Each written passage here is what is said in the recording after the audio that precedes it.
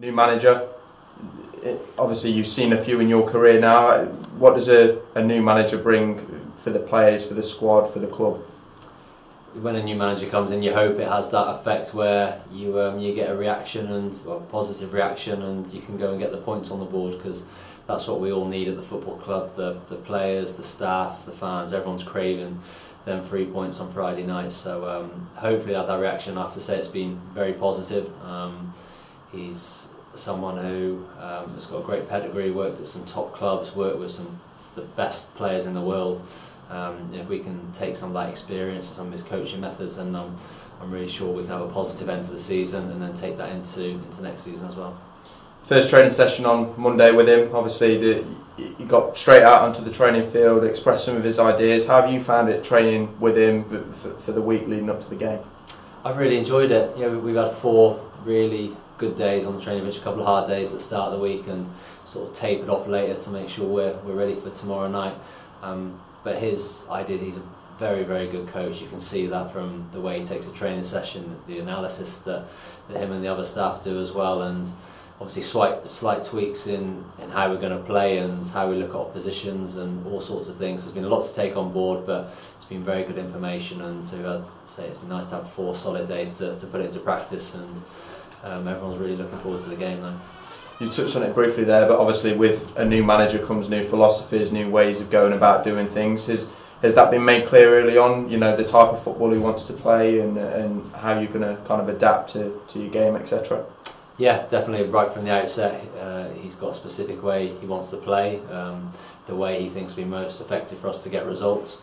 And he's kind of explained that in great detail, and we've been able to then take that onto the pitch and work on it. And it's been, say, really positive, and hopefully the changes that he has made will have a positive reaction in the results and say make us a little bit more solid defensively, because we've been leaking far too many goals, but then also on the flip side of that, still be an exciting counter-attacking team.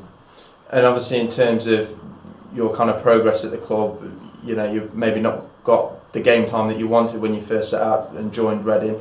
Does the opportunity of a new manager present an opportunity for yourself to kind of nail down that place and, you know, show your worth in the team? I really hope so. It's been a big move for me in terms of I was at a club where I've been there for so long. I've always lived at home back in Shropshire.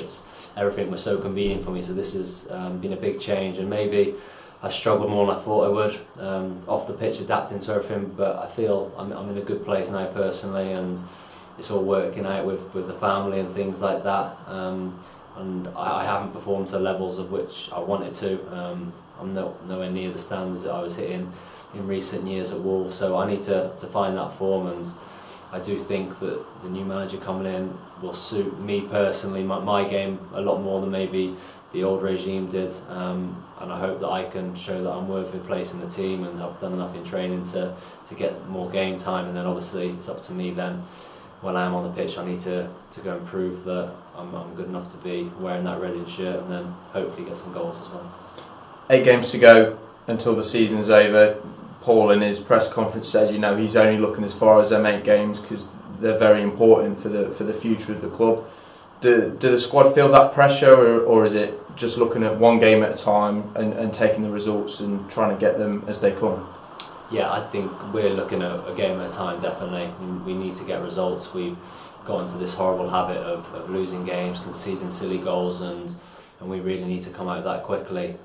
No one's looking beyond next year, because we need to stay in this league by hook or crook, and it all starts with one game at a time and making sure we get the maximum amount of points out of every game. And so it's going to be a huge game Friday night. We know that there's pressure on the team, but we're professional footballers, we've got to be able to handle that, and I'm sure with some of the new ideas that have been implemented this week that there'll be a real good reaction on Friday night.